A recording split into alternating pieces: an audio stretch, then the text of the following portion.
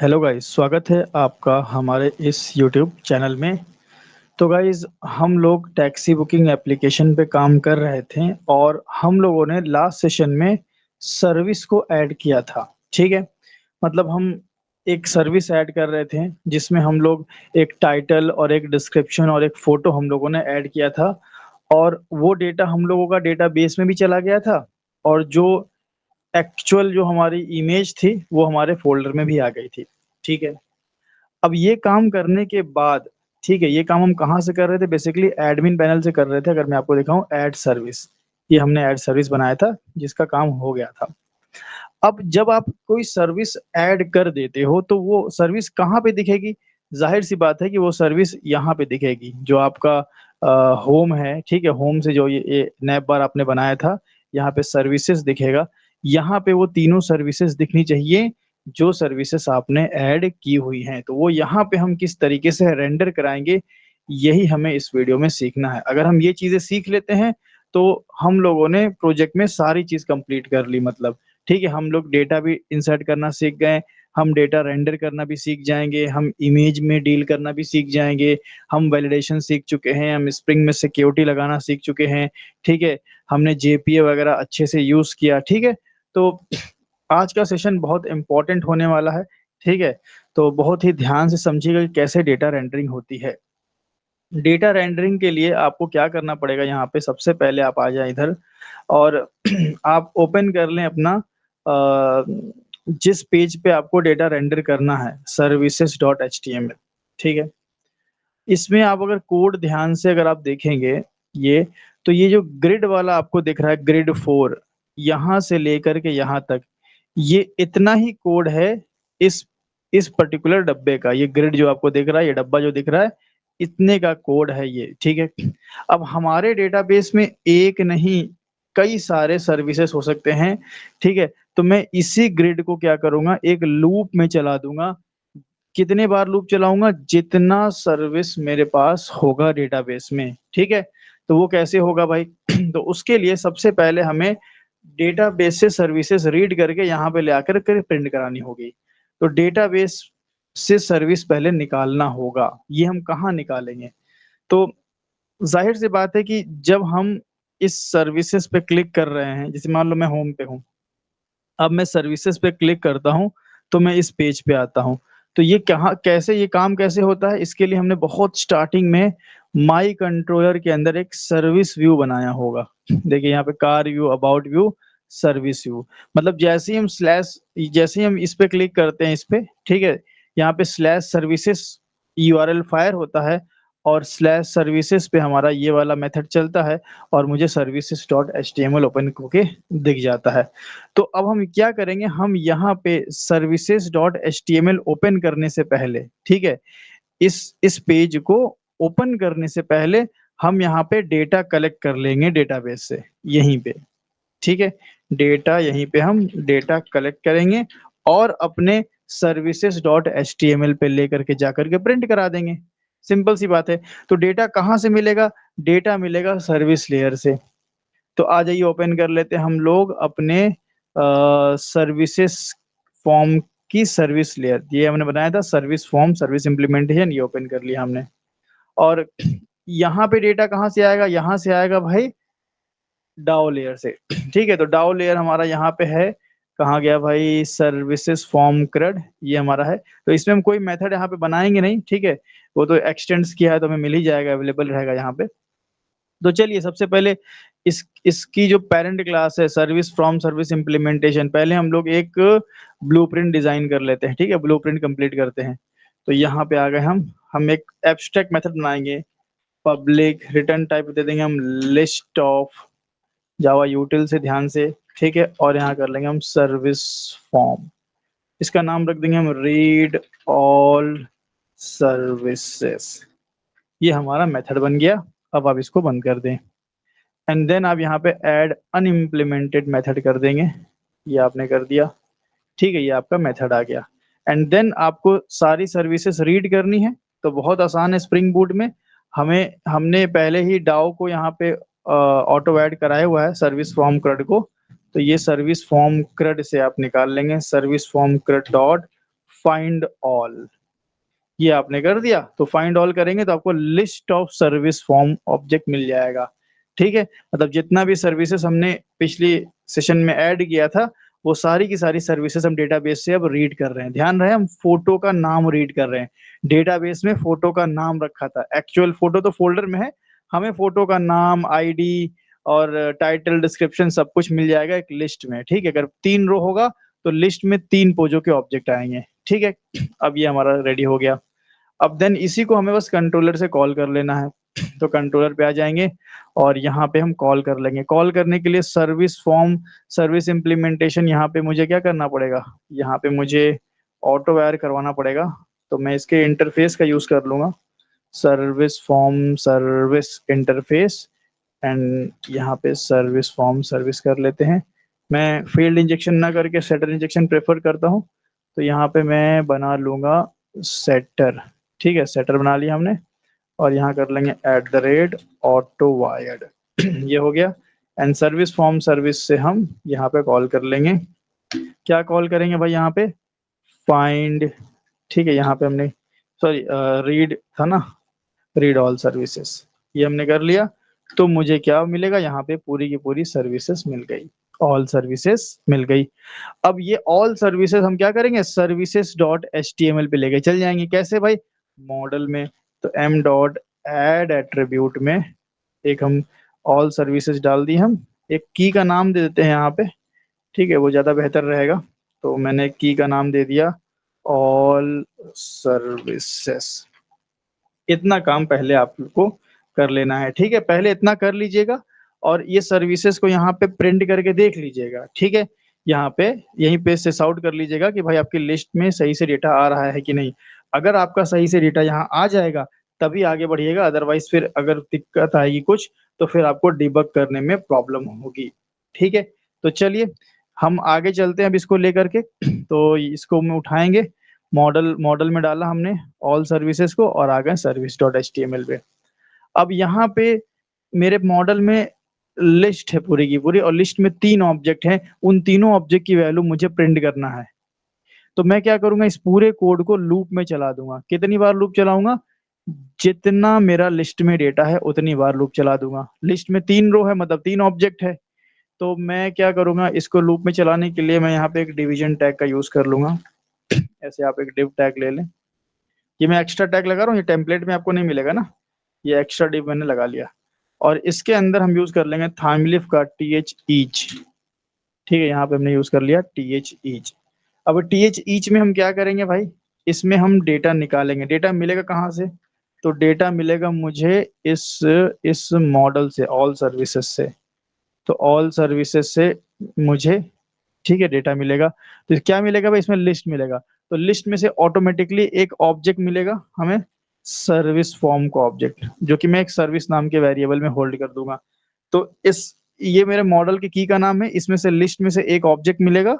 ठीक है, service form का, वो ऑब्जेक्ट इसमें होल्ड हो गया। अब इस ऑब्जेक्ट में की सारी वैल्यू हमें प्रिंट करना है। तो कहाँ प्रिंट करेंगे भाई, देखो ये लोरम इप्सम जो लिखा हुआ है क्या है भाई, जरा अगर देखा जाए तो ये एक तरह का टाइटल है। ठीक है, तो टाइटल की जगह हम टाइटल कर लेंगे। तो ये जो एंकर टैग लगा है, आप यहीं पे क्या लगा लेंगे, th:\टेक्स्ट, यहाँ लगा लिया। इसको आप एज इट इज छोड़ सकते हो, कोई दिक्कत नहीं होगी इससे, ये रिप्लेस हो जाएगा अपने डायनेमिक वैल्यू से। तो यहाँ पे हमें, तो हमारा लिस्ट में से पहला ऑब्जेक्ट मिला और उस ऑब्जेक्ट का मुझे क्या प्रिंट कराना है, टाइटल। तो गेट टाइटल नहीं लगाएंगे हम, सिर्फ अपने हम फील्ड का नाम लिखते हैं। तो सर्विस डॉट टाइटल, हमारे सर्विस का एक बार चेक कर लेते हैं, सर्विस फॉर्म में टाइटल ही था ना, ये टाइटल और डिस्क्रिप्शन। ठीक है, तो ये दो हमें यूज करना है। तो यहाँ पे हमने कर लिया सर्विस डॉट टाइटल और देन डिस्क्रिप्शन भी यहाँ लिखा हुआ है लेकिन किसी टैग में नहीं लिखा है। मैं इसको अगर पी टैग में लगा लूँ तो कोई दिक्कत नहीं होगी। तो इसको मैं यहाँ पे पी टैग में कर लेता हूँ। ठीक है, ये हमने पी टैग में कर लिया और देन मैं यहाँ पे क्या कर लूँगा, पी टैग में करने से एक बार चेक कर लेते कोई दिक्कत तो नहीं आ रही है। ठीक है कोई दिक्कत नहीं। अब देखिए यहाँ पे मेरा डायनेमिक जो टाइटल था वो आ रहा, on time, on time 2, on time 3। यही अगर आपको याद होगा कि हमारे डेटाबेस में हमने यही वैल्यू इंसर्ट करी थी पिछले सेशन में, जो हम लोग काम किए थे यही वैल्यू हमने इंसर्ट करी थी। तो देखिए यहाँ पे जैसे ही हमने कर दिया सर्विस डॉट टाइटल, तो हमारा डायनेमिकली कहीं न कहीं टाइटल आ रहा है और अपने आप ये ब्लॉक मेरा 3 बार रिपीट हो गया। क्यों ये 3 बार रिपीट हुआ? क्योंकि मेरे लिस्ट में 3 ऑब्जेक्ट थे, तो टीएच ईच ने इस पूरे कोड को 3 बार चला दिया। अगर मेरे पास और सर्विस होंगी, तो ये लूप और ज़्यादा चलेगा, तो ये ग्रिड और बार भी कॉपी होंगे। ठीक है, तो अब डिस्क्रिप्शन की जगह हम कर लेते हैं टीएच कोलन टेक्स्ट। यहाँ मैंने टीएच कोलन टेक्स्ट कर लिया और यहाँ पे हम प्रिंट करा देंगे डिस्क्रिप्शन। ठीक है, तो ये मेरा ऑब्जेक्ट इसमें आएगा इस वेरिएबल में और इससे हम डिस्क्रिप्शन कर लेंगे। ठीक है, डिस ध्यान रहे आपके ये फील्ड का नाम है, तो ध्यान से स्पेलिंग गलती होगी तो दिक्कत हो जाएगी। डिस्क्रिप्शन यहाँ है, तो डिस्क्रिप्शन आपका यहाँ एग्जैक्टली सेम होना चाहिए। तो मैं कॉपी पेस्ट कर लेता हूँ ताकि स्पेलिंग मिस्टेक की समस्या ही खत्म हो जाए।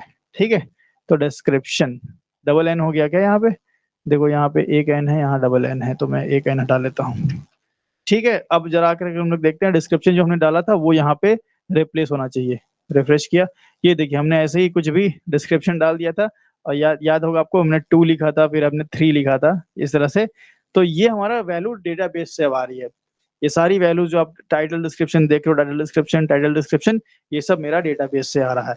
अच्छा, फोटो भी तो हमने डाली थी, तो डेटाबेस में तो फोटो का नाम था, कोई बात नहीं, फोटो का नाम मुझे इस ऑब्जेक्ट में मिल जाएगा, जो जो ऑब्जेक्ट इसके अंदर है, फोटो का नाम तो मिल जाएगा। और वो फोटो के नाम से मैं फोटो रीड कर लूंगा इस फोल्डर से। तो हाँ भाई, कहाँ गया फोटो? फोल्डर किधर गया भाई? टेम्पलेट स्टैटिक, ये देखिए माई सर्विस इमेज इसमें था ना ये। तो ये कैसे करेंगे? तो इसके लिए हम इमेज टैग का यूज करेंगे। तो इमेज टैग पहले से यहाँ लगा हुआ है, तो ये एसआरसी के अंदर का मैं खाली कर दूंगा। मेरी फोटो कहाँ है भाई? तो मेरी फोटो है इमेजेस माई सर्विस आईएमजी फोल्डर में। लेकिन माई सर्विस आईएमजी के अंदर जो फोटो के नाम है वो तो डेटाबेस से आ रहे, जो मुझे जोड़ना है। मतलब मुझे इस फोल्डर में स्लैश लगा करके फोटो के नाम को डायनामिकली जोड़ना है। उसके लिए हम थाइम लीफ का यूज करेंगे, TH SRC। ठीक है, ये यूज कर लेंगे आप। और यहाँ पे आप क्या लगा लेंगे? @ और इस तरीके से आप ब्लॉक लगा लेंगे। ठीक है, अब इसमें हम क्या कर सकते हैं, अपने पहले फोल्डर का नाम देंगे कि भाई मुझे मेरी सारी फोटोज यहाँ है, माई सर्विस IMG। ठीक है, मेरी सारी फोटो इस फोल्डर में है। अच्छा, इसके अंदर जो फोटोज है उनका नाम क्या क्या है भाई? तो नाम तो हमें नहीं पता, नाम तो डेटाबेस से आ रहा है, तो वो निकाल कैसे यहाँ पे चिपकाएंगे? तो उसके लिए आप क्या करेंगे, यहाँ पे पहले आप इस तरह से ब्रैकेट लगा लें, ऐसे आप एक ब्रैकेट लगा लें और यहाँ पे आप लिख दें इमेज, कुछ भी एक नाम लिख दें, इमेज या इमेज नेम कर देते हैं। चलिए, ये कर दिया हमने, इमेज नेम कर दिया। अब ये इमेज नेम हम क्या करेंगे, अलग से निकाल करके चिपकाएंगे इसमें। इमेज नेम की वैल्यू क्या होगी भाई? तो इमेज नेम की वैल्यू क्या होगी, ये आपको यहाँ पे डालनी होगी। तो आप ये राउंड ब्रैकेट लगाएंगे और आप बोलेंगे image name is equal to service. ठीक है, सर्विस ऐसे नहीं, image name is equal to, ये आपने लगाया डॉलर का साइन और सर्विस से निकाल देंगे, तो सर्विस डॉट इमेज। ठीक है, तो यहाँ पे क्या होगा, इस तरीके से अगर आप करेंगे तो क्या होगा, यहाँ पे मैं थोड़ा सा बता देता हूँ हमको। यहाँ पे आपका ये फोल्डर का नाम हो गया और उसमें एक इमेज नेम आपको जोड़ना है। वो इमेज नेम कहाँ से मिलेगा? तो वो इमेज नेम मैंने निकाल लिया सर्विस डेटाबेस से, जो इमेज नेम आ रहा है। अब जैसे ही आपने किया तो डेटाबेस से क्या का इमेज नेम आ रहा है भाई? सर्विस 1 आ रहा है, सर्विस 2, सर्विस 3, यही इमेज नेम डेटाबेस में भी स्टोर था। ठीक है, तो अब अगर आप यहाँ पे आकर के रिफ्रेश करेंगे तो देखिएगा यहाँ पे इमेजेस आ गई।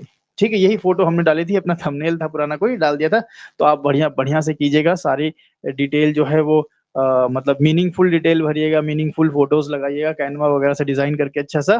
तो इस तरीके से आप डेटा को रेंडर कर सकते हैं। देखिए कितना आसान था और कितना इंटरेस्टिंग था। तो इस तरीके से अब हम क्या करते हैं, रियल टाइम पे हम यहाँ पे एक सर्विस और ऐड करते हैं। तो चूज फाइल करेंगे हम यहाँ पे और यहाँ पे कुछ भी ऐसे हमने उठा लिया और टाइटल कर लिया हमने ऑन टाइम टुडे। ठीक है, डिस्क्रिप्शन तो हम कुछ भी 4 करके ऐसे ऐसे कुछ भी लिख दिया हमने, सबमिट किया। ठीक है, तो सर्विस एडिट सक्सेसफुली। यहाँ पे आके एक बार आप रिफ्रेश करेंगे पेज को, तो ये देखिए अभी जस्ट हमने जो अपलोड किया है। लेकिन आप बोलेंगे फ़ोटो तो नहीं दिख रही है, फ़ोटो दिख जाएगी, एक बार आप आकर के यहाँ पे रिफ्रेश कर लें, ठीक है? रियल टाइम में आपको रिफ्रेश नहीं करना पड़ेगा अगर आप सर्वर पे होस्ट करोगे तो। ये आप एक बार ऐसे कर दें और यहाँ आके आप रिफ्रेश कर दें, तो आप पाएँगे कि ये देखिए, अभी-अभी जो हमने ऐड किया था, इस तरीके से आप कर सकते हैं। तो आप उधर से ऐड करते रहेंगे, यहाँ पे डेटा दिखता रहेगा आपको, ठीक है? अब रही बात इसको डिलीट की, तो डिलीट का काम हमने पहले भी बहुत बार किया हुआ है। जैसे पहले भी हम लोगों ने ऐसे किया था, जो read all booking, read all contact है, तो आप इसी तरह जैसे हमने सर्विस वहाँ यहाँ यहाँ पे रीड कराई है, उसी तरह आप एडमिन पे सर्विस रीड करा के एक एक्शन डिलीट का देके डिलीट करवा सकते हो। तो डिलीट का काम हमने पहले भी आपको सिखा दिया है, ठीक है? एक ही काम बचा था फ़ोटो अपलोड करना सिखाना और फ़ोटो को रेंडर कराना सिखाना। तो यहाँ पे हमारा ये प्रोजेक्ट कंप्लीट होता है। आप बोलेंगे, "सर अभी कार तो अपलोड करना बचा है।" अरे भाई, मैंने आपको फ़ोटो अपलोड करना बता दिया। अब तो आप ये कर लोगे ना, भाई 3 फ़ोटो डालने में क्या ही दिक्कत है? तो फ़ोटो अपलोड करना बता दिया, ट्रांज़ैक्शन मैनेजमेंट बता दिया, डेटा वैलिडेशन बता दिया आपको, ठीक है? स्प्रिंग सिक्योरिटी बता दिया आपको, किस तरीके से आपको कॉन्टैक्ट फ़ॉर्म ले जाना है, किस तरह से बुकिंग फ़ॉर्म ले जाना है, कैसे एडमिन पे डेटा कलेक्ट करना है, ठीक है? सारी चीज़ें मैंने आपको बता दी, तो फ़ोटो ये आप काम अपने से भी कर सकते हो। अबाउट में अगर आप बोलोगे ये डेटा डायनामिक अगर डेटाबेस से लाना है, तो ये अभी-अभी हमने सर्विस में जैसे किया था, वैसे ही आप ये भी डेटा लेकर के आ सकते हो। इसके लिए करना क्या होगा, एक फॉर्म बना करके डेटा यहाँ लगा के रेंडर करना होगा। तो जो भी काम अब प्रोजेक्ट में बचा है वो रिपीटेड काम है, जो कि आपको अब करना है, ठीक है? मैंने अपने साइड से जो भी चीज़ें थी सीखने लायक, सिखाने लायक, वो मैंने आपको सिखा दी, ठीक है? अब यहाँ पे जो भी चीज़ बची हुई है, ये सारे रिपीटेड हैं, तो इनको आप ज़रूर से कंप्लीट करें। हाँ, एक ये मैप का जो बचा है, तो मैं मैप का एक बार कोड देख लेता हूँ कि मैप ये लोगों ने कैसे लगाया हुआ है, ठीक है? कॉन्टेक्ट डॉट एचटीएमएल पे एक बार आइए चेक करते हैं, ज़रा मैप का। मैप कहीं यहाँ पे अगर देख लेते हैं किस तरह से लगाया गया है। या आई फ्रेम का यूज़ किया गया है, गूगल मैप का यूज़ किया गया है। तो ये मैप भी आप भी बहुत आसानी से लगा सकते हैं, इस मैप लगाने में कोई बड़ी बात नहीं है। चलिए मैं आपको ये बता देता हूँ, ठीक है? और इसी के साथ हमारा प्रोजेक्ट भी कंप्लीट होगा। तो मैं मैप लगाने के लिए मैं क्या करता हूँ यहाँ पे मैप यहाँ पे कर लेता हूँ मैप, ठीक है? चलो भाई और ये गूगल मैप ओपन किया हमने और यहाँ पे कोई सर्च कर लेते हैं, मैं कर लेता हूँ lake view point lake view Bhopal कर लेता हूँ, ठीक है? ये लेक व्यू भोपाल। अब मान लीजिए कि आपका आपका कोई शॉप है या कोई आपका गैराज है, अगर आप गूगल मैप पे है, तो वो आप अपने इस वेबसाइट में यहाँ पे शो करा सकते हैं। यहाँ पे शो करा सकते हैं, कैसे होगा? तो अब मेरे पास ऐसा कुछ है नहीं अभी, कोड हंट का था लेकिन अभी वो एक्टिव नहीं है, तो ऑफलाइन सेंटर होगा तो एक्टिव भी कर देंगे, अभी तो ऑनलाइन है हमारा पूरा पूरा सिस्टम। तो यहाँ पे हम क्या करेंगे लेक व्यू भोपाल कर लिया, ठीक है? अब इसको ही मैं क्या करूँगा अपने प्रोजेक्ट में दिखाऊँगा, आप कोई भी यूआरएल डाल सकते हैं, बस तरीका सीख लिए। तो इसको शेयर पे आप जाएँगे, शेयर पे जाकर के आप एम्बेड मैप पे चल जाएँगे। एम्बेड मैप पे देखिए आई फ्रेम मिल गया, कॉपी कर लीजिए, बस आपको इतना ही करना है। कॉपी करने के बाद आप पूरा पेस्ट ना करें क्योंकि आप चेक कर लें कि इसका हाइट और विड्थ कुछ ऐसा तो नहीं दिया गया है, स्टाइल दिया गया है इसमें, ठीक है, तो हम क्या करेंगे देखिए, अपना आई फ्रेम पहले यहाँ पेस्ट करेंगे, गूगल वाला।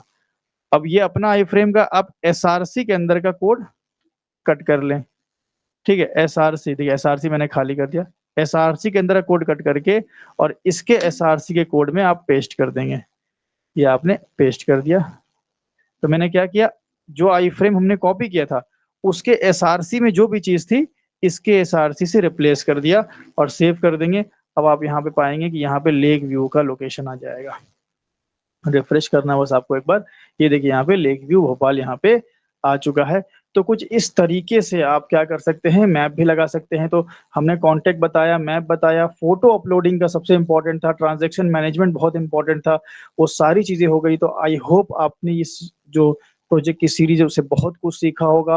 प्रोजेक्ट को कंप्लीट कर लीजिए, बाकी जो काम बचा है थोड़ा बहुत रिपीटेड काम जो हम सिखा चुके हैं वो सब काम कर लीजिए और इस प्रोजेक्ट को आप अपने रिज़्यूमे में अब बिल्कुल भी लगा सकते हैं।